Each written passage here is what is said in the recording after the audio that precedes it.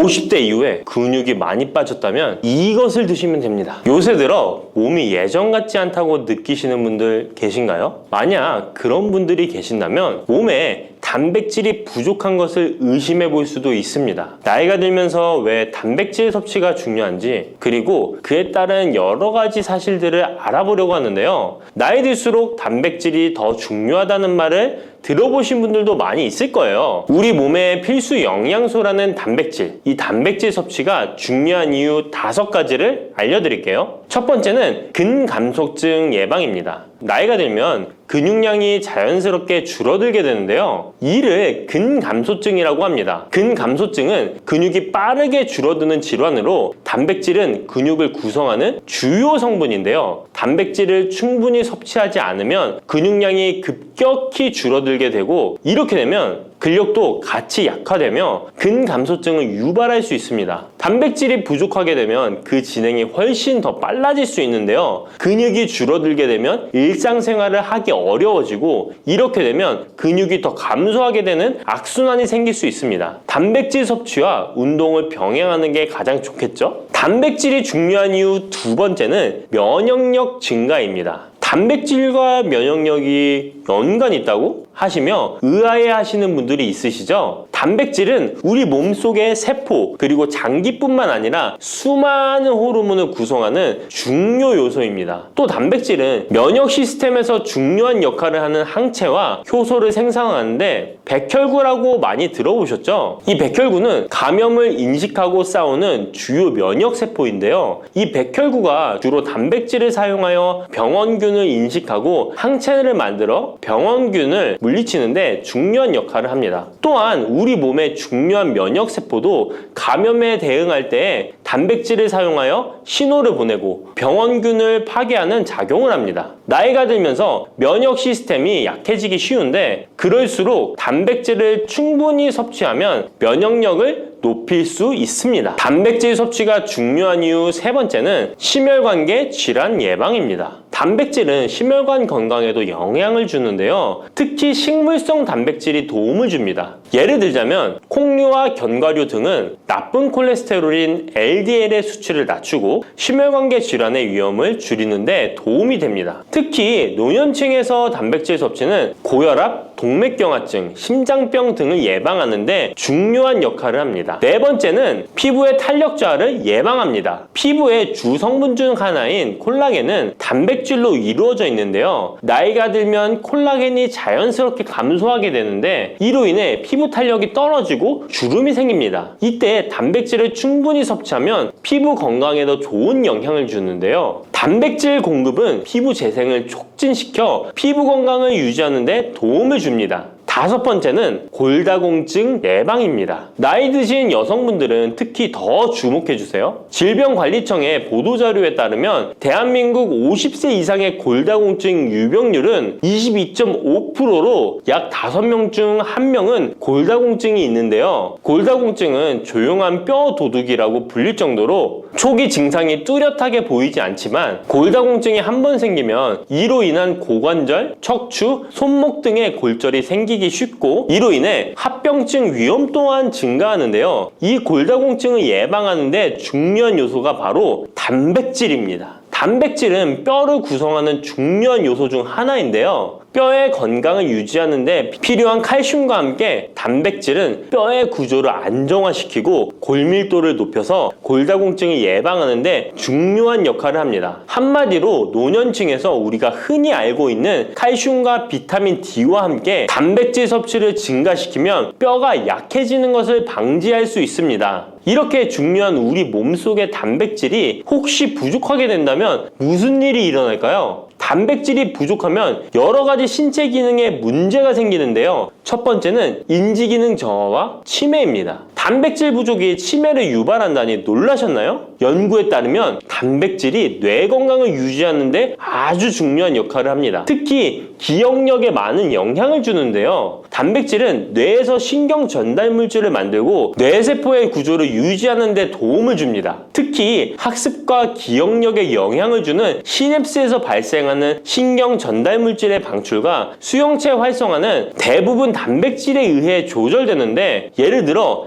NMDA 수용체와 AMPA 수용체는 기억 형성에 중요한 역할을 하며 이것들은 모두 단백질로 구성되어 있습니다. 그래서 충분한 단백질을 공급받지 못하면 뇌 기능이 떨어지고 치매나 인지 기능 저하의 위험이 점점 커질 수 있는 가능성이 있다는 것이에요. 이러한 단백질 섭취가 우리 몸에 얼마나 중요한 영향을 끼치는지 다시 한번 아셨죠? 또 단백질이 부족하면 탈모도 일어날 수 있다는 거 아시나요? 혹시 머리카락이 점점 얇아지고 있는 거나 빠지고 있는 것 같다고 느끼시나요? 탈모도 단백질 부족과 관련이 있습니다. 우리 머리카락도 단백질인 케라틴으로 주로 이루어져 있기 때문에 단백질이 부족하면 머리카락이 자연스레 약해지고 그 증상이 점점 심해지면 탈모가 올 수 있습니다. 우리가 광고로 많이 접하는 탈모 영양제 같은 경우도 맥주 효모 성분과 머리카락을 이루고 있는 아미노산 단백질로 구성이 되어 있는 것을 보면 쉽게 이해가 가실 거예요. 그러니 건강한 모발을 생각한다면 단백질을 잊지 말고 섭취해야겠죠? 그런데 말입니다. 왜 노년층이 단백질을 더 많이 섭취해야 하는 걸까요? 젊은 사람들보다 더 중요한 이유가 있을까요? 그 이유는 노년층은 근육이 자연스럽게 감소하고 신진대사도 느려져서 기초대사량이 감소하기 때문에 체지방률이 증가할 수 있고 단백질의 체내 합성 능력 또한 떨어지게 되는데요. 그러면 근육량이 줄어들게 되고 그만큼 신체 활동도 힘들어지면서 일상생활에서 어려움을 겪을 수 있는 것입니다. 그래서 노년층일수록 단백질을 충분히 섭취해서 근육을 유지하는 게 매우 중요하답니다. 그런데 노년층은 소화 기능이 떨어지기 때문에 사실 고기나 생선 같은 동물성 단백질을 섭취하는 게 불편할 수 있고 또 나이가 드시면서 식사량이 감소하거나 식사 준비의 번거로움도 매끼 단백질을 챙겨 먹는데 어려움을 주는 게 사실입니다. 그래서 혼자 지내시는 분들은 더욱더 단백질 섭취가 어렵기도 합니다. 또한 어떤 분들은 체중 증가를 걱정해서 단백질이 고칼로리라고 생각해서 드시기를 꺼려 하기도 하고요. 그렇다고 해서 섭취하기 어렵다고 단백질의 섭취를 멀리해서는 절대 안 됩니다. 우리 몸에 이렇게 필수적인 단백질을 충분히 섭취하기 좋은 음식에는 무엇이 있을까요? 단백질을 섭취하기 좋은 추천 음식 4가지 바로 소개해 드릴게요. 첫 번째 식품은 계란입니다. 사실 단백질 하면 가장 먼저 떠오르는 식품이 계란인데요. 계란 2알만 드셔도 하루에 필요한 단백질의 20%를 섭취할 수 있다는 거 아셨나요? 특히 계란의 단백질은 완전 단백질로 분류되는데요. 이는 우리 몸이 제대로 기능하는 데 필요한 필수 아미노산을 포함한다는 것을 뜻해요. 계란은 단백질뿐만 아니라 비타민 A, D, E도 함유하고 있어 건강에 매우 좋은데요. 계란은 자연적으로 비타민 D를 함유하고 있는 드문 식품 중 하나입니다. 또한 계란 노른자에는 칼슘, 구리, 요오드, 철분, 망간, 인, 셀레늄, 아연도 풍부하게 함유하고 있어서 계란을 먹으면 많은 영양소를 쉽게 섭취할 수 있는 거죠. 두 번째 식품은 생선입니다. 등푸른 생선 좋다는 이야기는 누구나 한 번쯤 들어보셨을 텐데요. 사실 등푸른 생선뿐만 아니라 다른 생선도 저지방, 고단백 식품으로 다른 고단백 식품인 육류에 비해 지방 함량이 낮고 필요 영양소는 그대로 제공해줍니다. 생선에는 단백질과 함께 오메가3, 지방산도 풍부하게 함유되어 있어 심혈관 건강에 좋죠. 특히 연어, 고등어, 참치 같은 생선은 단백질뿐만 아니라 항염증 효과도 있습니다. 그리고 대구 같은 백색 생선은 지방 함량이 매우 적고 단백질은 상대적으로 많아서 체중 걱정이신 분들이나 다이어트를 하는 사람들에게 더욱 좋은 생선입니다. 등푸른 생선도 지방 함량은 높지만 이 지방이 건강에 유익한 오메가3 지방산이기 때문에 건강에 도움이 되는데요. 생선의 단백질은 다른 육류나 콩류보다 소화가 편하고 생선의 살은 비교적 부드러운 섬유질을 가지고 있어서 소화가 빠르고 몸에서 쉽게 흡수됩니다. 세 번째는 유단백 식품인 우유나 요거트 같은 유제품입니다. 특히 노년층에서는 유제품을 섭취하면 칼슘도 함께 챙길 수 있어서 골다공증 예방에도 도움이 되는데요. 유제품에 포함된 단백질은 고품질 단백질입니다. 고품질 단백질은 신체가 효율적으로 사용하고 필요한 아미노산을 모두 공급하는 단백질을 말하는데요.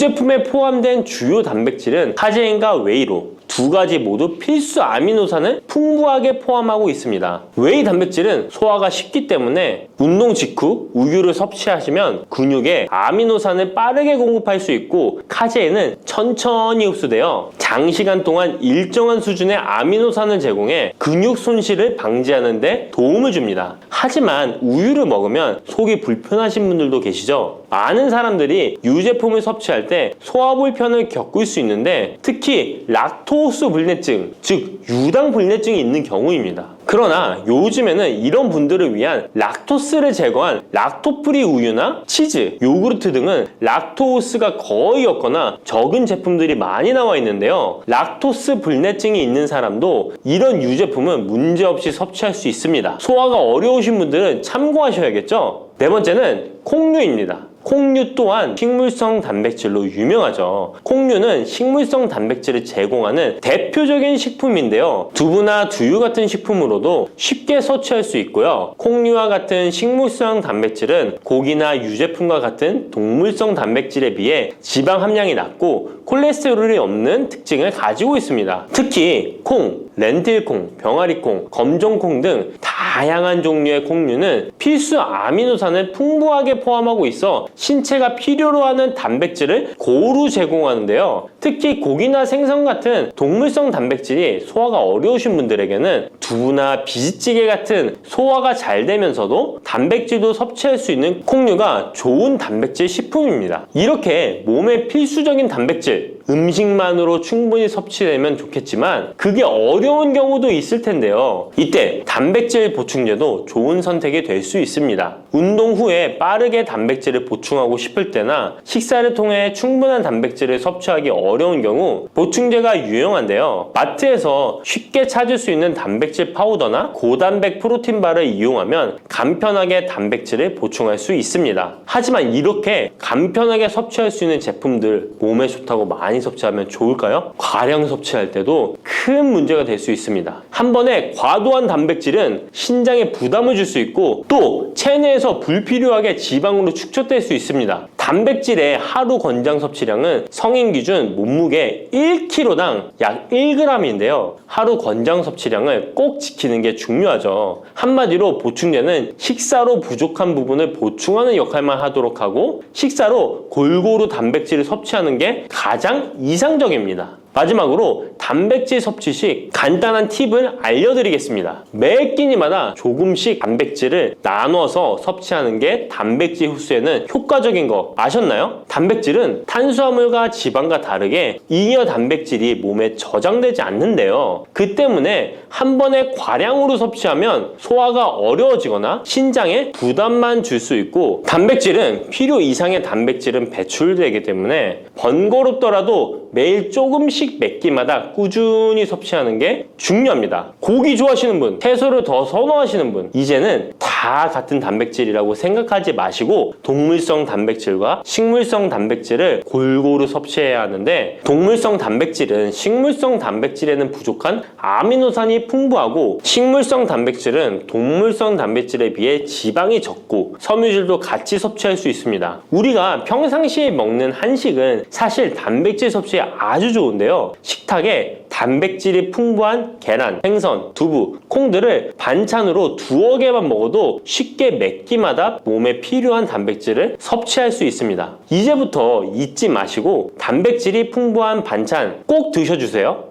혈관을 깨끗하게 하고 당뇨를 예방하려면 땅콩을 이렇게 드셔야 합니다. 여러분, 땅콩 좋아하시는 분 있으신가요? 저는 땅콩과 건어물을 안주로 참 좋아하는데요. 이런 맛있는 땅콩이 건강에 좋은 효능들이 많다는 것 혹시 아시나요? 심심풀이 땅콩이라는 말이 있을 정도로 땅콩은 우리에게 매우 친숙한 음식인데요. 하지만 땅콩의 그 놀라운 효능을 제대로 아는 분은 많이 없을 거예요. 땅콩이 얼마나 우리 몸에 좋은 영향을 미치는지, 그리고 어떻게 섭취하면 더 좋은 효과를 볼 수 있는지 땅콩에 대해서 자세히 알아보겠습니다. 어렸을 적에 키가 작은 친구를 땅콩 같다고 놀리지 않으셨나요? 작은 땅콩 한 알에는 단백질, 지방, 탄수화물, 식이섬유는 물론 비타민 E, B군, 칼륨, 마그네슘, 철분, 폴리페놀, 폴라보노이드, 레스베라트롤 등 여러 가지 몸에 좋은 영양소가 매우 풍부하게 들어있는데요. 이렇게 영양이 풍부하고 맛도 고소한 땅콩의 놀라운 효능 7가지 바로 소개해 드릴게요. 땅콩의 놀라운 효능 첫 번째는 심혈관 질환 개선입니다. 미국 심장학회에서 땅콩을 추천 음식으로 소개한 것 알고 계신가요? 땅콩의 크기는 작지만 땅콩 안에 들어있는 영양소는 결코 작지 않습니다. 땅콩은 불포화 지방산을 많이 함유하고 있고 특히 땅콩에 함유된 모노불포화 지방산과 다불포화 지방산은 나쁜 콜레스테롤인 LDL 수치를 낮추고 좋은 콜레스테롤인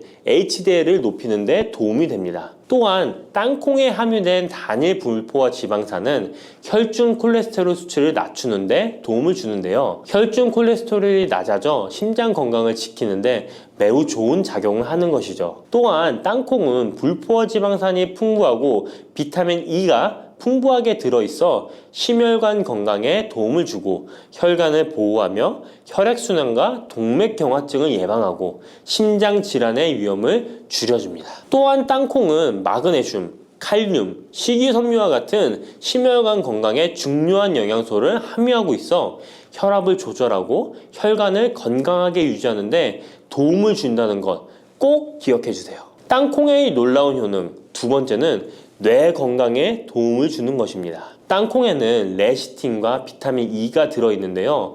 이 성분들은 뇌세포를 보호하고 뇌 건강을 유지하는 데 중요한 역할을 합니다. 특히 땅콩은 기억력과 집중력 향상에 도움이 될 수 있어 중년과 노년층에게 매우 유익한 음식이라는 것 아시나요? 땅콩이 함유된 비타민 E, 폴리페놀, 특히 레스베라트롤 등 강력한 항산화 성분은 뇌 건강에 도움을 줍니다. 이러한 항산화 성분은 뇌에서 발생할 수 있는 산화 스트레스를 줄여주며 이는 신경세포를 보호하고 뇌 기능을 향상시키는 기능도 해준답니다. 또한 땅콩은 불포화 지방산, 특히 오메가3 지방산을 포함하고 있어 뇌 기능을 개선하고 치매와 같은 뇌 질환을 예방할 수도 있는데요. 특히 불포화 지방산은 뇌세포의 구성 성분으로 중요한 역할을 하며 뇌신경 전도 속도를 높여 기억력과 합승 능력을 향상시킬 수 있습니다. 땅콩의 효능 정말 놀랍지 않나요? 아직 놀라기는 이른데요. 땅콩의 효능 세 번째는 체중 관리에 도움을 주는 것입니다. 땅콩은 단백질과 섬유질이 풍부해서 조금만 먹어도 포만감을 오래 유지시켜주는데요. 그래서 과식을 예방하고 체중을 관리하는 데 도움을 줄 수 있죠. 그냥 땅콩도 좋지만 땅콩을 갈아 만든 땅콩버터도 포만감을 오래 유지시켜줘서 과식을 방지하는 데 효과적입니다. 또한 단백질과 지방산이 풍부해서 에너지를 공급하고 건강한 체중 관리를 돕습니다. 하지만 모든 음식은 과유불급 작지만 영양이 풍부한 땅콩은 고칼로리 식품이기 때문에 하루에 10알에서 20알 정도 적당량을 섭취하는 것이 중요하다는 것 꼭 기억해 주세요. 땅콩의 놀라운 효능 네 번째는 바로 당뇨 관리 효능입니다. 땅콩이 당뇨에 효능이 있다니 신기하죠? 땅콩에는 불포화 지방산이 많이 함유되어 있고 혈당 수치가 낮아서 혈당을 천천히 올리는 효과가 있는데요. 그래서 당뇨병 환자들에게도 좋은 간식으로 평가되고 있습니다. 또한 땅콩에 포함된 섬유질과 단백질이 혈당을 안정적으로 유지하는 데 도움을 주는데요. 땅콩에 포함된 식이섬유 또한 혈당의 흡수를 늦추고 혈당 수치를 안정적으로 유지하는 데 도움을 준다는 것입니다. 뿐만 아니라 땅콩의 마그네슘과 비타민 B군은 인슐린 감수성을 향상시키는 데 도움을 주고 이로 인해 땅콩은 당뇨병 예방 및 혈당 관리에 탁월한 식품으로 평가되고 있죠. 땅콩의 효능 정말 놀랍지 않나요? 아직 안 끝났습니다. 땅콩의 효능 다섯 번째는 피부 건강에 도움을 주는 것입니다. 땅콩에 들어있는 비타민 E와 항산화 물질이 피부를 건강하게 유지하는 데 좋은 영향을 주는데요. 땅콩에 들어있는 비타민 E는 강력한 항산화제로 피부 세포를 자유 라디칼로부터 보호하고 피부 노화를 지연시키는 데 좋은 영향을 줍니다. 이 성분은 피부의 탄력을 유지하고 주름을 예방하는 데 효과적이며 피부 노화를 방지하고 염증을 줄이며 피부를 매끄럽고 촉촉하게 만들어줍니다. 그래서 땅콩은 아름다운 피부를 위한 좋은 식품이죠. 그리고 땅콩에 포함된 불포화 지방산, 특히 올레산과 리놀렌산은 피부의 수분 유지를 도와 피부가 건조해지지 않도록 하며 염증을 줄여 피부 트러블을 완화하는 데 도움을 줄 수 있습니다. 뿐만 아니라 땅콩에는 아연이 포함되어 있어 피부 회복에 중요한 역할을 합니다. 땅콩에 함유되어 있는 아연은 상처 치유를 돕고 여드름과 같은 피부 문제를 개선하는 데 놀라운 효능도 있습니다. 땅콩의 효능 6번째는 소화 건강에 도움을 주는 것입니다. 땅콩에는 식이섬유가 풍부해 소화 시스템에 좋은 영향을 주는데요. 식이섬유는 장의 움직임을 촉진시켜 변비를 예방하고 장내 유익한 미생물의 활동을 도와줘서 장 건강에 매우 좋은 환경을 만들어줍니다. 또한 땅콩에 포함된 불용성 섬유는 특히 장을 자극해 배변을 원활하게 하고 장의 건강을 유지하는 데 중요한 역할을 하는데요. 이 섬유는 장에서 물을 흡수하여 변을 부드럽게 만들어줍니다. 땅콩의 놀라운 효능 7번째는 좋은 단백질과 건강한 지방 섭취에 좋은 공급원입니다. 땅콩은 고기나 다른 동물성 단백질에 비해 지방이 적고 채식주의자나 비건이 단백질을 섭취할 때 아주 유용한 대체 식품이 될 수 있는데요. 100g의 땅콩은 약 25에서 30g의 단백질을 함유하고 있다는 것 아시나요? 우리가 흔히 좋은 단백질 공급 식품이라고 생각하는 닭가슴살의 단백질 함량이 100g당 30에서 35g이라는 걸 생각해보면 단백질 함량은 닭가슴살에 비해 살짝 낮지만 대신 건강한 불포화 지방산과 다른 다양한 영양소도 다량 함유되어 있어 단백질을 섭취하기에 충분히 좋은 식품이랍니다. 이렇게 건강에 놀라운 효능이 있는 땅콩, 아무렇게나 드시면 땅콩의 효능을 100% 섭취할 수 없다는 것 아시나요? 보통 땅콩을 어떻게 조리해서 드시나요? 구워서? 볶아서? 삶아서? 모두들 좋아하는 방법이 다르실 텐데요. 생땅콩을 먹는 것이 가장 좋다라고 들으신 분들도 있으실 거예요. 과연 땅콩을 가공하지 않고 생으로 먹는 것이 가장 좋은 방법일까요? 정답은 아니오입니다. 생땅콩에는 독성이 있을 수 있는 물질인 아플라톡신이 포함되어 있을 수 있기 때문에 이를 피하기 위해서는 반드시 충분히 익혀 먹어야 하는데요. 볶거나 구운 땅콩은 아플라톡신을 제거할 수 있어 안전하게 섭취할 수 있지만 그보다는 땅콩을 삶아서 먹는 것이 더 건강에 좋다는 것 알려드릴게요. 땅콩을 삶았을 때 더욱 건강에 좋은 이유 몇 가지가 있는데요. 바로 알려드릴게요. 첫 번째, 삶은 땅콩은 볶은 땅콩에 비해 항산화 성분이 더 많습니다. 볶을 때 일부 항산화 성분이 파괴될 수 있고 또한 땅콩의 껍질에는 폴리페놀과 레스베라트롤이 풍부하게 함유되어 있기 때문에 땅콩을 볶은 뒤 버리는 껍질은 이런 몸에 유익한 성분들을 섭취할 수 없기 때문입니다. 두 번째, 삶은 땅콩은 과일산이 더 적고 식이섬유도 풍부한데 이로 인해 소화가 더 용이합니다. 세 번째,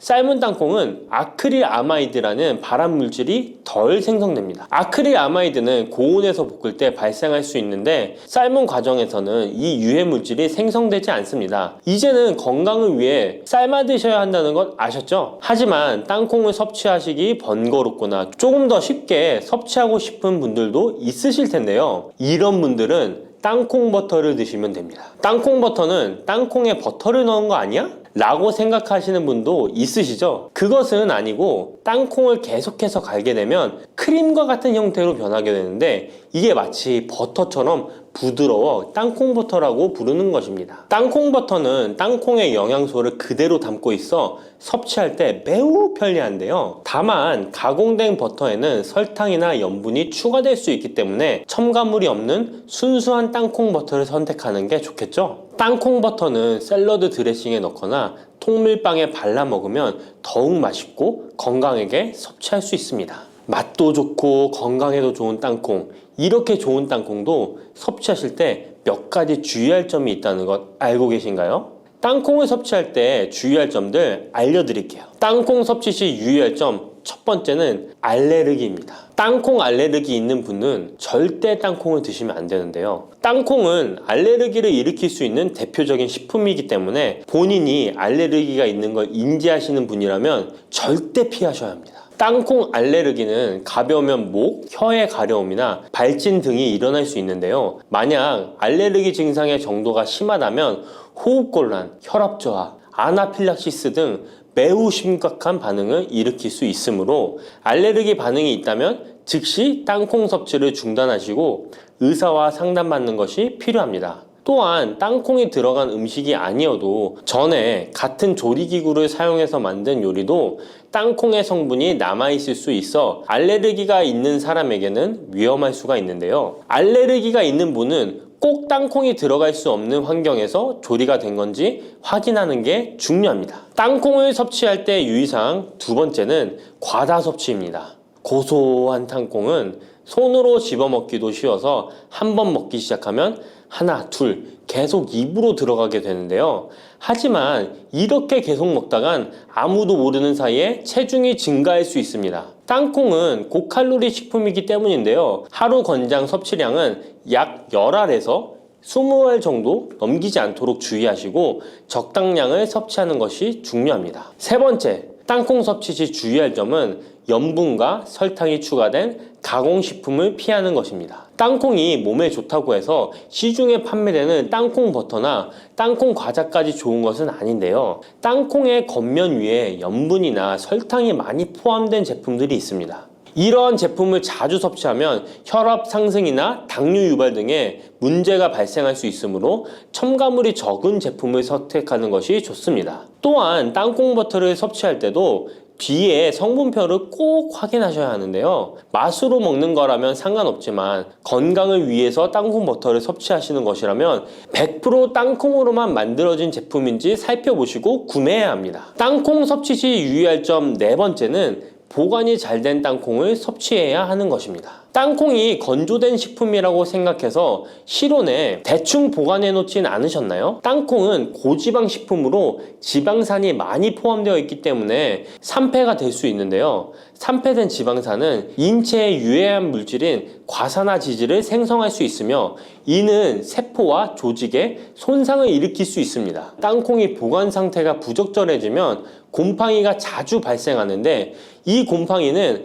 아플라톡신이라는 독소를 생성할 수 있습니다. 아플라톡신은 강력한 발암 물질로 알려져 있으며 장기적으로 섭취할 경우 간에 손상을 주거나 간암을 일으킬 수 있는 위험한 물질이죠. 따라서 땅콩을 보관할 때는 통풍이 잘 되고 건조한 장소에 보관해야 하며 곰팡이가 발생한 땅콩은 절대 섭취해서는 안 됩니다. 단백질 폭탄으로 알려진 두부는 건강식으로 많이 드시는 대표적인 식재료입니다. 그런데 두부를 잘못 드시면 오히려 건강을 해칠 수 있다는 사실 알고 계신가요? 두부를 먹을 때 독이 되는 최악의 경우, 그리고 두부를 어떻게 먹어야 우리 몸에 보약이 될 수 있는지에 대해 알려드리겠습니다. 두부가 오히려 건강을 해치는 첫 번째는 바로 GMO 유전자 변이된 콩으로 만든 두부를 먹을 때입니다. 2018년 보도자료를 보면 수입콩을 사용해 만든 두부 7종류 중에서 6종류가 GMO 성분이 검출되어 파문이 일었던 적이 있습니다. GMO는 원래 생산성을 향상시켜 식량 부족 문제를 해결하고 비타민, 미네랄 등의 영양소를 강화하거나 질병 저항성을 높여 건강에 도움을 주기 위해 유전자를 변이하여 재배하는 것입니다. 또 제초제나 살충제의 사용량을 줄일 수 있어서 환경오염도 줄일 수 있는 장점이 있습니다. 하지만 이렇게 재배된 것을 섭취했을 때 건강에 대한 안정성 문제와 생태계 파괴 등의 논란은 끊이지 않고 있습니다. 우리나라에서는 GMO 재배를 법으로 금지하고 있으며 많은 나라들이 GMO의 수입과 생산을 규제하고 있습니다. GMO 식품을 꾸준히 섭취할 경우 건강에 문제가 생길 수 있는데요. 2년 동안 실험지 200마리에게 GMO 옥수수를 먹인 실험 결과 20%의 쥐에서 종양이 발생했고 종양의 크기도 컸는데요. 종양의 크기가 탁구공만큼 크게 자란 쥐도 발견됐는데 쥐 전체 몸무게의 4분의 1에 해당되는 무게였다고 합니다. GMO 표기가 의무이기 때문에 GMO 표기가 없는 식품을 사 먹으면 되지만 문제는 식품을 몇 차례 가공 과정을 거쳐 GMO의 DNA나 단백질이 남아있지 않은 식품은 GMO 표기를 하지 않아도 된다는 규정이 있기 때문에 소비자로서는 불안할 수밖에 없는데요. 따라서 두부를 구매하실 때 원료가 수입산이 아닌 국내산 콩으로 만든 두부를 사드시길 바랍니다. 우리나라는 GMO 재배 자체가 금지이기 때문에 국내에서 재배된 식품은 안심하고 드셔도 됩니다. 두부가 건강을 해치는 두 번째는 바로 유부를 드시는 것입니다. 유부는 두부를 기름에 튀겨서 만드는 건데요. 유부를 먹는 방법에는 대표적으로 유부초밥이 있지만 이외에도 다양한 요리의 재료로 사용됩니다. 유부의 고소한 맛과 부드러운 식감 때문에 다양하게 사용되지만 건강에 해로울 수 있으니까 주의하셔야 됩니다. 두부를 기름에 튀겨 만든 유부는 칼로리가 높아질 뿐만 아니라 트랜스 지방이 생성됩니다. 트랜스 지방은 혈관 내 콜레스테롤을 증가시키고 심혈관 질환의 위험을 증가시킵니다. 이로 인해 대사증후군과 뇌 기능에도 영향을 미쳐 인지력, 학습 능력을 감소시키는 부작용을 일으킬 수 있습니다. 유부를 아예 드시지 말라는 게 아니라 맛이 좋고 간단하게 식사 대용으로 드실 수 있는 유부만 맛이 좋고 간단하게 식사 대용으로 드실 수 있는 유부지만 과하게 드시지 않고 적절히 드시면 좋겠죠? 세 번째, 두부를 드실 때 주의할 점은 시금치와 함께 드시면 안 된다는 것입니다. 시금치는 철분이 풍부하게 함유되어 있어 빈혈 예방에 효과적으로 알려져 있습니다. 또한 비타민 A, 루테인, 제아잔틴 등의 영양소가 풍부하여 눈 건강 증진에 탁월한 효능이 있고 마그네슘, 비타민 K 등이 풍부해서 뼈 건강 증진에 효과적인 것으로 알려져 있습니다. 그러나 문제는 시금치에 함유된 옥살산입니다. 이 옥살산이 두부의 칼슘과 결합하여 수산칼슘이라는 성분이 만들어지는데 이 성분이 결정을 이루어 신장이나 요로에 쌓여 결석이 됩니다. 신장결석, 요로결석이 되어 극심한 통증을 유발할 수 있다는 것입니다. 시금치를 드실 때는 두부와 같이 칼슘이 많은 음식을 피하시고 별도로 섭취하시는 게 좋겠습니다. 네 번째, 두부를 드실 때 오히려 해가 되는 경우는 갑상선이 약하신 분들입니다. 두부에는 사포닌이라는 성분이 함유되어 있는데 사포닌을 많이 섭취하게 되면 요오드가 몸 밖으로 과도하게 배출될 수 있습니다. 요오드는 갑상선 호르몬의 합성과 조절을 돕는 아주 중요한 성분인데요. 요오드가 부족하게 되면 갑상선 호르몬인 티록신의 생성이 부족하게 되어 갑상선의 기능을 제대로 하지 못하는 상황이 발생할 수 있습니다. 이렇게 되면 갑상선 저하증이 생길 수 있고 무기력해지고 피로가 회복이 잘 안 되며 우울증, 부종, 집중력 저하 등의 다양한 증상을 야기할 수 있습니다. 갑상선에 문제가 없는 분이라면 두부를 많이 드셔도 문제가 되지 않지만 이미 갑상선이 약하신 분들에게는 안 좋은 영향을 줄 수 있는 것입니다. 그렇다면 두부는 어떻게 드셔야 두부의 효능을 최대한 높일 수 있는지 알려드리겠습니다. 두부는 기본적으로 단백질이 풍부한데 이뿐만 아니라 리놀렌산, 레시틴, 피토스테롤 등의 성분이 풍부해서 몸 안의 콜레스테롤 수치를 낮춰주고 혈액순환을 원활하게 해서 동맥경화, 심근경색, 뇌출혈 등의 심혈관 질환을 예방할 수 있습니다. 또한 두부는 체력과 근력을 유지하는 데 큰 도움을 주는데요. 바로 두부의 풍부한 단백질 때문이죠. 근육은 매일 일정량이 새로운 근육으로 대체되기 때문에 매일 단백질을 공급해줘야 되는데요. 우리 몸에 단백질을 공급해주기 위해 정말 유용한 음식이 두부인 것이죠. 또한 두부에는 콜린이 풍부한데 콜린은 알츠하이머성 치매를 예방하는데 탁월한 효능을 발휘하게 됩니다. 두부는 탈모 예방에도 도움이 되는데요. 머리카락의 원료인 단백질을 보충하는데 도움이 될 뿐만 아니라 이소플라본이 풍부해 남성 호르몬을 조절해줍니다. 따라서 호르몬성 탈모 예방에 도움을 줄 수 있는 것입니다. 또한 두부는 건강하게 장수하는 데 도움이 되는데요. 많은 과학자들의 연구 결과 건강하게 장수한 사람들의 특징이 식물성 단백질을 꾸준히 섭취했다는 사실을 발견했고 동물성 단백질을 식물성 단백질로 바꿔 섭취했을 때 사망의 위험성이 낮아진다는 연구 결과도 있습니다.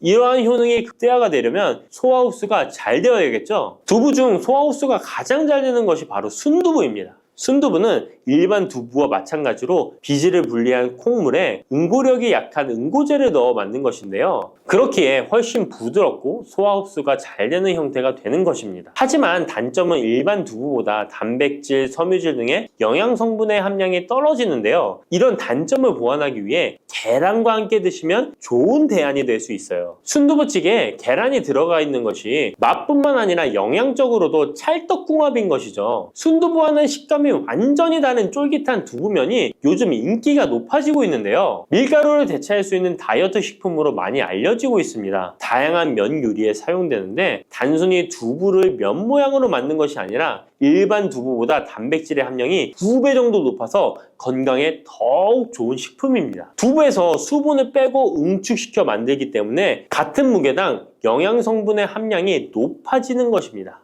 두부는 양배추와 함께 드시면 좋은데요. 두부는 단백질이 풍부하지만 비타민C와 섬유질이 부족한데 양배추와 함께 드시면 모든 영양소를 골고루 섭취할 수 있게 되는 것입니다. 또 귀리를 넣은 잡곡밥과 함께 드시면 좋은데요. 귀리에 풍부하게 함유된 식이섬유와 베타글루칸과 두부의 단백질, 칼슘을 충분히 섭취할 수 있는 것입니다. 두부는 그리고 미역과 김, 다시마와 같은 해조류와 함께 드시면 좋은데요. 이런 해조류와 함께 드시게 되면 두부의 단백질을 흡수하는데 극대화가 되고 두부의 사포닌으로 인한 요오드 배출을 해조류의 풍부한 요오드 성분이 상쇄시켜 줄 수 있는 것입니다. 두부와 함께 먹으면 좋은 음식으로는 토마토가 있습니다. 토마토에는 라이코펜이라는 강력한 항산화 성분이 함유되어 있어서 세포의 노화를 방지하고 활성산소를 제거하여 혈관을 건강하게 보호하며 암을 예방하는 효능도 있습니다. 두부와 토마토 그리고 계란까지 함께 살짝 볶아 드신다면 풍부한 영양 성분을 섭취할 뿐만 아니라 암 예방과 체중 감량에도 좋고 피부 미용에도 탁월한 효능을 누릴 수 있습니다. 들깨를 이렇게 드시면 당뇨와 혈당이 싹 사라지고 치매도 예방할 수 있어요. 들기름. 들깨하면 무엇이 생각나시나요? 들기름에 북어와 미역국을 구수하게 볶아 시원한 북어 미역국을 끓여 먹어도 정말 맛있죠? 건강에도 좋다는 이 들기름과 들깨 잘못 먹으면 암에 걸리고 혈관 건강에도 악영향을 줘서 치매도 유발할 수 있다는 사실 알고 계셨나요? 들깨의 효능과 어떻게 먹을 때 건강을 해쳐 암에 걸리고 치매를 유발하는지, 그리고 어떻게 먹는 것이 건강하게 먹는 방법인지, 어떻게 보관하는 것이 가장 좋은 방법인지 들깨에 대한 모든 것 알려드릴게요. 나이가 들면서 산책하기도 힘들고 관절이 쑤시고 무릎 통증 때문에 힘드시지 않으신가요? 들깨의 첫 번째 효능은 바로 관절염에 좋다는 것입니다. 무릎이나 관절 통증 때문에 병원에서 진통제를 처방받으시잖아요. 이때 처방받는 진통소염제의 역할은 몸속에 프로스타글란딘이라는 물질의 생성을 억제해서 통증을 막아주는 건데요. 들깨 속에는 식물성 오메가3 지방산인 알파리놀렌산이 함유되어 있는데 이는 체내에서 염증을 일으키는 프로스타글란딘의 생성을 억제하는 데 아주 좋은 효능을 발휘합니다. 우리가 오메가3를 먹는 이유 중에 하나도 혈관 건강이나 피를 맑게 해준다 등의 역할도 있지만 몸속에 미세 염증을 잡아주는 역할도 있어 드시는 분들이 정말 많은데요. 들깨가 바로 이런 염증 유발물질을 억제해줘서 진통 역할을 한다는 것이에요. 그리고 들깨의 두 번째 효능은 바로 뼈 건강에 도움을 준다는 것입니다. 들깨는 관절염과 무릎 통증을 완화시켜주는 성분이 들어있을 뿐만 아니라 바로 뼈 건강에도 도움을 주는 식품인데요. 바로 칼슘 함량이 높기 때문입니다. 들깨의 100g에는 390mg 정도 되는 칼슘이 함유되어 있어 뼈 건강에 아주 도움을 줄 수 있는 좋은 식품이기도 합니다. 그래서 뼈 건강에 아주 도움을 줄 수 있는 좋은 식품이기도 합니다. 그래서 들깨를 꾸준히 섭취하면 골다공증 예방에도 참 좋은데요. 골다공증은 중년 이후 노화가 진행될 때 영양 불균형이 생기면서 많이 발병하게 되는데요. 여성의 경우 폐경 이후에 골밀도가 많이 감소해서 골다공증이 발생하는 경우가 많습니다. 노인의 골반 골절은 65세 이상은 30%가 1년 내에 사망하고 80세 이상은 50%가 2개월 내에 사망할 수 있으므로 노인의 뼈에 대한 관리는 매우 중요한데요. 골다공증의 관리는 뼈 건강을 유지하고 골절 위험을 줄이기 위해 중요합니다. 뼈 건강을 위해 들깨 꾸준히 섭취하는 게 좋겠죠? 나이가 들면서 깜빡깜빡하는 일이 잦아지고 기억력이 떨어져 고민되시는 분이 많으시죠? 이제 걱정하지 마세요. 세 번째 들깨 효능은 바로 뇌 건강, 뇌 신경을 튼튼하게 해주고 기억력을 높여주며 치매를 예방하는 데 도움을 준다는 것입니다. 이렇게 좋은 효능이 있는 이유는 들깨에 바로 아까 잠깐 말씀드린 오메가3가 풍부하게 함유되어 있기 때문입니다. 오메가3는 등푸른 생선에 많이 함유되어 있다고 알고 계시잖아요. 이것은 동물성 오메가3고요. 식물성 오메가3인 알파리놀렌산이 들깨에 많이 함유되어 있는데요. 들깨에 함유된 지방산 중에서 60%가 바로 알파리놀렌산입니다.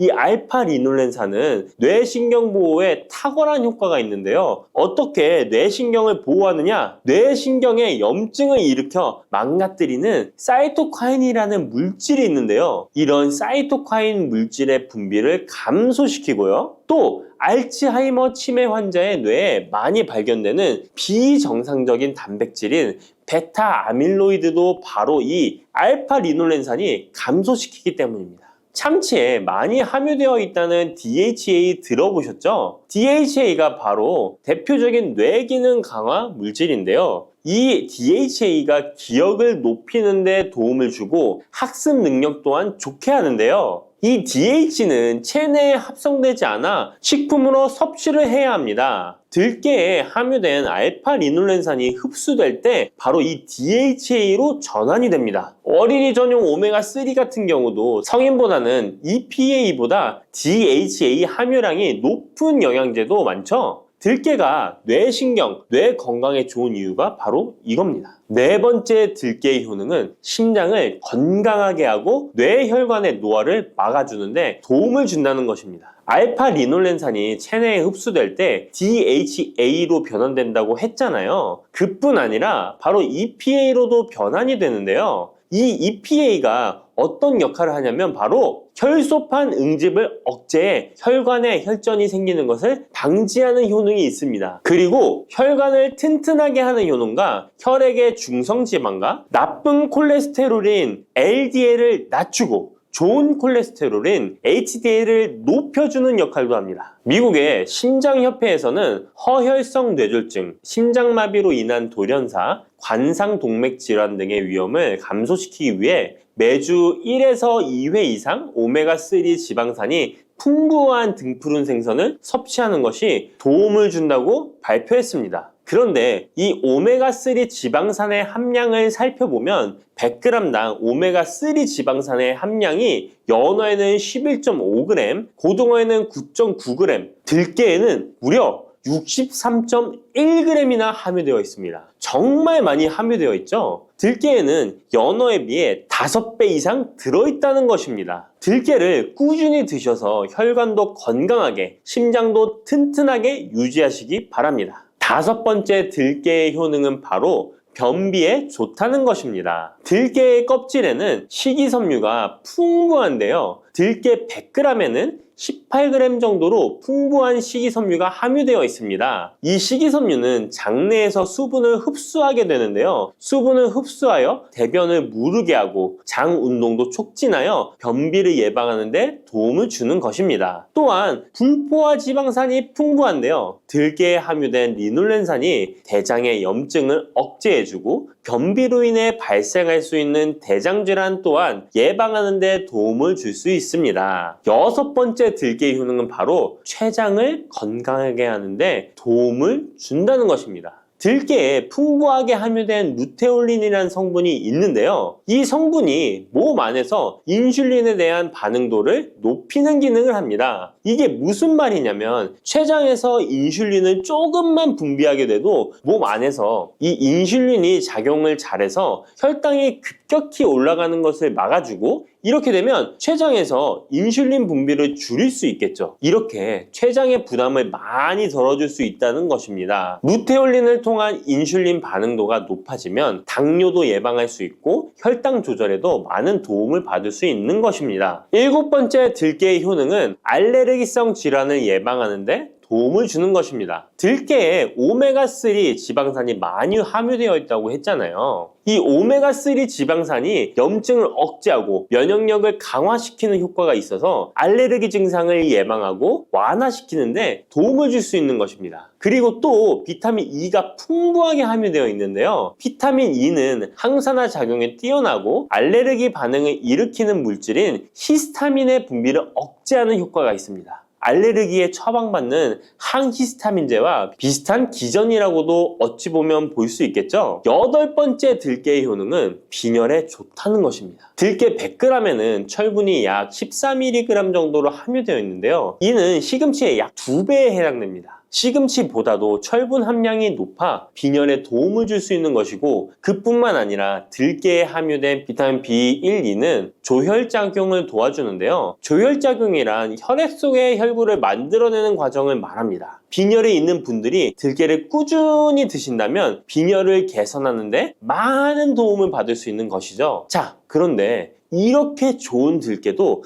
가장 취약한 단점이 있습니다. 그것은 바로 열에 약하고 쉽게 산패된다는 것입니다. 일반적으로 통들깨보다는 들기름으로 많이들 섭취하게 되시는데요. 이 들기름을 짤 때의 방법이 중요합니다. 보통은 200도 이상으로 들깨를 달달 볶아서 기름을 짜게 되는데요. 이때 몸에 좋은 오메가3 지방산이 대부분 파괴가 됩니다. 그래서 들기름을 드실 때는 저온에서 압착한 기름을 사용하시는 것이 좋습니다. 저온에서 압착한 기름은 제가 하단 링크에 있으니까 잘 구경해 보세요. 저온 압착유 또는 생들기름이라고도 하는데요. 이 기름을 요리에 사용할 때에도 열에 오랫동안 가열하지 마시고 요리가 끝나갈 무렵에 들기름을 넣어주시거나 먹기 직전에 드레싱을 하여 드시는 것이 좋습니다. 들기름은 또한 산패가 쉽게 되는데요. 들기름이 산패되면 벤조피렌이 생성되게 되는데 이게 1급 발암물질입니다. 산패된 들기름을 지속적으로 드시게 되면 발암물질을 계속 먹게 되는 것이죠. 그래서 들기름의 사용기한을 지켜주시는 것이 좋은데요. 보통은 2달 이내로 드시는 것이 좋고, 개봉을 하셨다면 1달 이내에 소비하시는 것을 권장드립니다. 보관 방법도 정말 중요한데요. 신문지나 검은 비닐 등으로 감싸서 빛을 차단하고 밀봉한 상태에서 반드시 냉장 보관하시기 바랍니다. 만약 실온에 두신다면 들기름의 산패는 급속히 진행되기 때문입니다. 그런데 이 들기름을 오래 보관할 수 있는 방법도 있는데요. 그것은 참기름과 섞어서 보관하시는 것입니다. 참기름에는 비타민 E와 세사몰이라는 성분이 있는데요. 이 성분이 산패를 막아주는 데 도움을 줍니다. 이 세사몰이라는 성분은 참기름을 고온에 볶거나 기름을 짜는 과정에서 생성되는 물질인데요. 이 때문에 다른 기름에 비해 참기름이 산패가 느리고 지속성이 좋은 것이죠. 그래서 들기름과 참기름을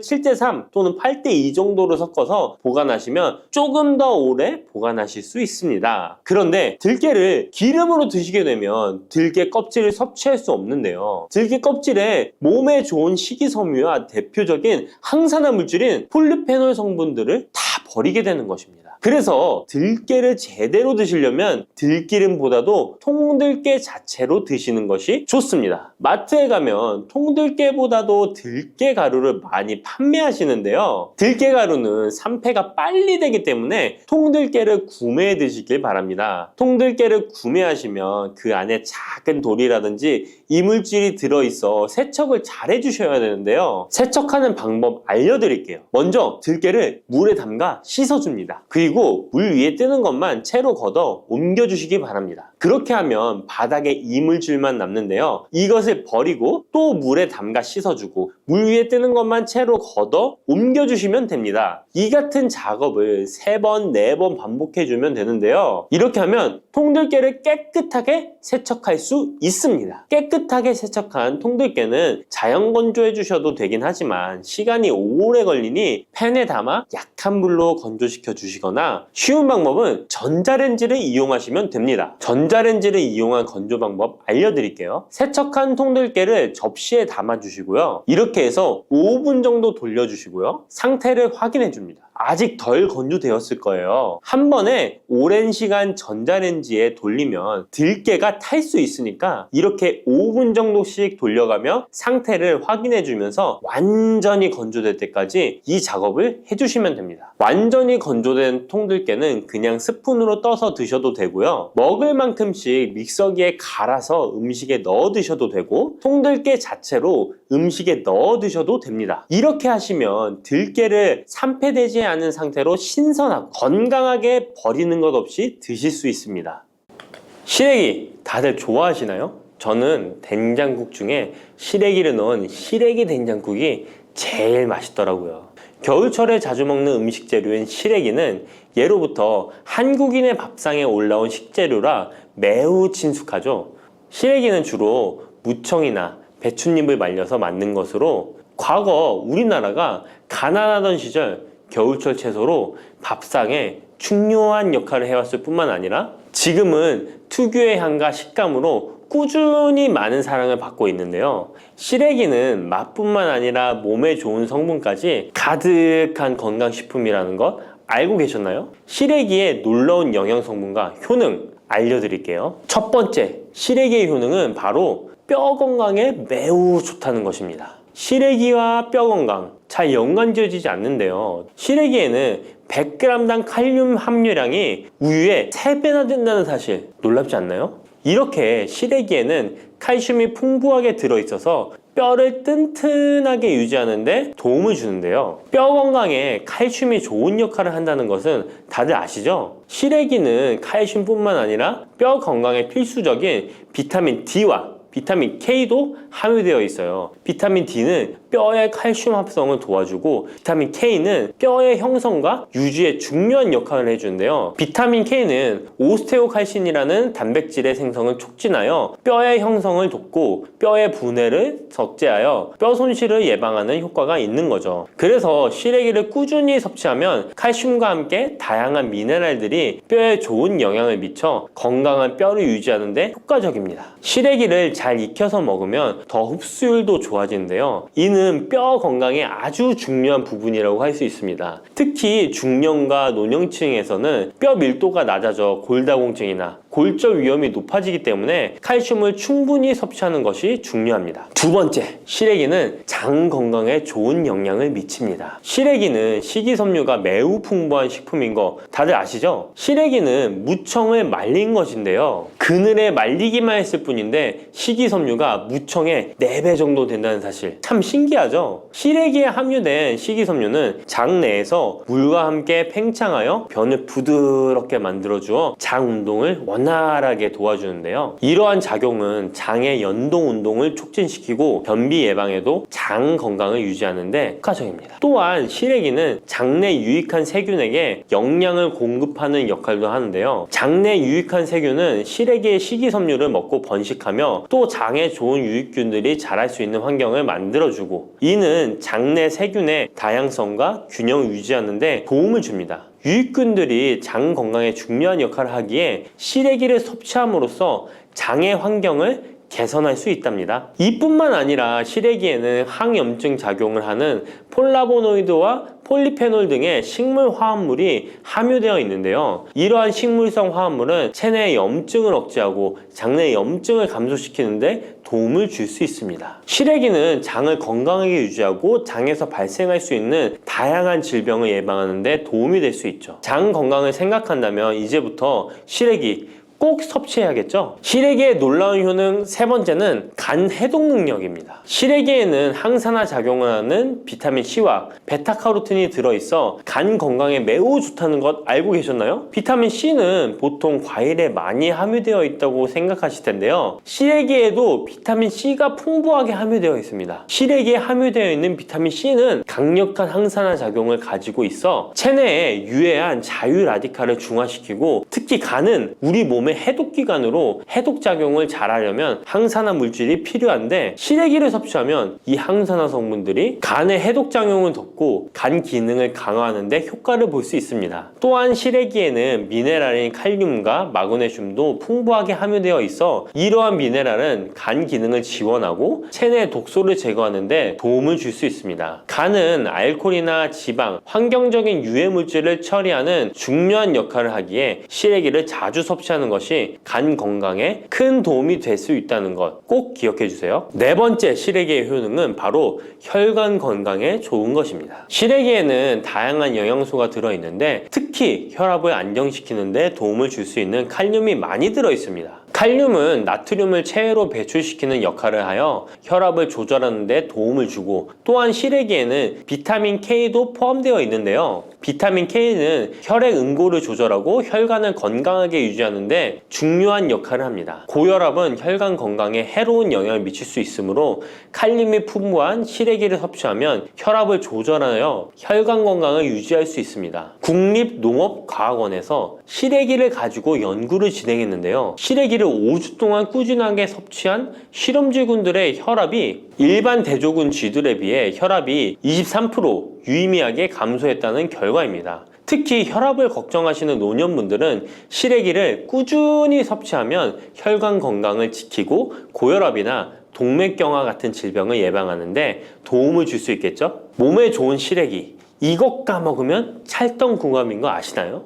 시래기와 함께 먹으면 좋은 음식들 바로 알려드릴게요. 시래기와 잘 어울리는 음식 첫 번째는 두부입니다. 시래기와 두부는 아주 잘 어울리는데요. 두부는 식물성 단백질이 풍부하고 식이섬유, 비타민, 미네랄 등 다양한 영양소가 풍부한 시래기와 함께 먹으면 서로 보완되는 환상의 조합이죠. 두부의 부드러운 맛과 시래기의 아삭한 식감이 조화를 이루어 맛있고 건강한 한 끼를 완성할 수 있습니다. 시래기와 두부는 모두 뼈 건강에 좋고 단백질과 칼슘을 동시에 섭취할 수 있어 노년층에게 특히 좋은 조합이라고 할 수 있는데요. 된장국을 끓이실 때 두부와 시래기를 넣어 조리하면 고소한 된장과 부드러운 두부, 그리고 시래기의 식이섬유가 서로 조화를 이루면서 소화도 잘 되고 영양도 풍부하답니다. 다른 조리 방법으로는 시래기 두부찜도 있는데요. 시래기와 두부를 함께 찜통에 넣어 찐 후에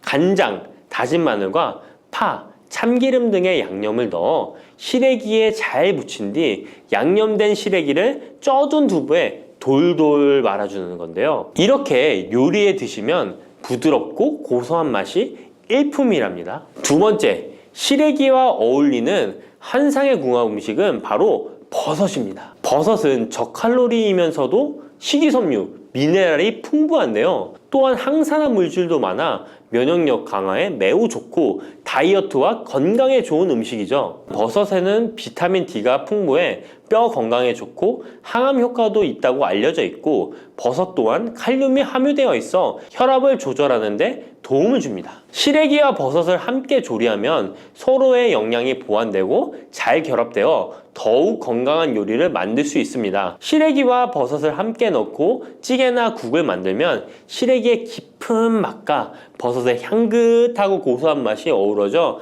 맛도 좋고 영양도 가득한 한 끼가 되죠. 제가 추천하는 요리법은 시래기와 버섯을 밥에 함께 밥을 짓는 것인데요. 이렇게 밥을 짓게 되면 조리도 간편하면서 고소한 맛과 식감이 어우러진 시래기 버섯밥이 완성된답니다. 꼭 한번 드셔보세요. 세 번째, 시래기와 된장은 궁합이 잘 맞습니다. 많은 분들이 시래기 하면 된장국이 먼저 떠오르죠. 시래기 된장국은 많은 분들이 좋아하는 국이죠. 된장국에 들어가는 된장은 콩을 발효시켜 만든 전통적인 한국 발효식품으로 장 건강에 매우 좋은 음식인 거 다 아실 거예요. 된장은 유산균이 풍부하여 장에 좋은 영향을 미치고 풍부한 단백질과 다양한 아미노산을 함유하고 있는데요. 시래기와 함께 먹으면 장 건강을 더욱 향상시킬 수 있습니다. 시래기는 부드럽고 고소한 맛을 가지고 있어 된장과 함께 조리하면 된장의 구수한 맛과 시래기의 고소한 맛이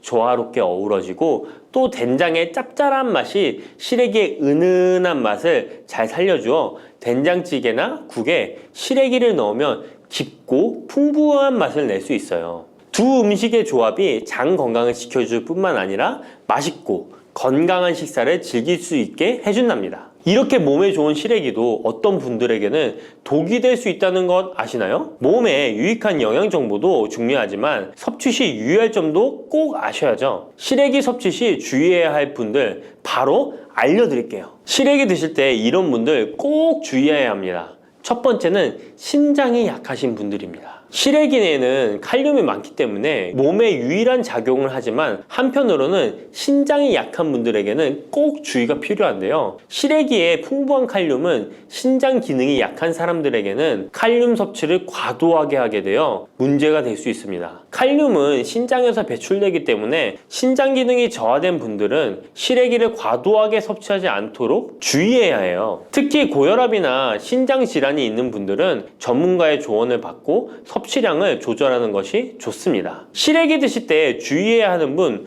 두 번째는 바로 소화기관이 약하신 분들입니다. 시래기는 식이섬유가 풍부한 식품으로 이 역시 몸이 건강한 분들에게는 유익한 성분이지만 소화기관이 약해지신 분들이 과도하게 섭취하게 될 경우 위장에 부담을 줄 수 있어요. 특히 장이 민감한 분들은 식이섬유가 장을 과하게 자극하고 불편하지 않게 하기 위해서 과식하지 않도록 주의하는 것이 좋습니다. 너무 많은 양을 먹으면 배가 불편하거나 소화불량을 일으킬 수 있기 때문에 적당히 섭취하는 것이 중요하다는 것 꼭 유의해 주세요.